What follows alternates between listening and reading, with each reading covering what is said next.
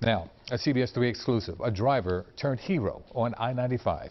Earlier this month, a driver for Don Guanella School was driving and transporting a resident who uses a wheelchair. While on the highway, the van caught fire. He had just seconds to react.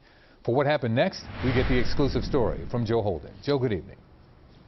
Yuki, good evening to you. And what is important about this story, nobody thinks about what they did that day earlier in this month of December was more than what the job called for. They just think that their reactions were run of the mill. Let's go back to December 5th. It was 2:15 in the afternoon. A transport van there for the communities of Don Guanella, Divine Providence, engulfed in flames along I-95 and exit 4 near Chester. What you don't see, the rescue that played out. Solomon Bangura was driving Tyreek White Vaughn, a 30-year-old resident of the community, when Solomon heard a hissing noise. He thought maybe he had a flat tire. Moments later, the engine compartment was on fire and smoke was filling the van.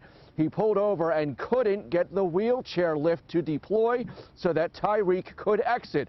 Solomon tells me he unbuckled Tyreek, threw him over his shoulder, and the pair popped out a window to safety. Photos of the charred 2-year-old van leave most staff members with a feeling of gratitude and luck that both men made it out and there were no injuries. The character of Suleiman, to think that this was just an ordinary day, that this was part of his job description. He went beyond the call of duty. He had an incredible presence of mind. He showed incredible courage.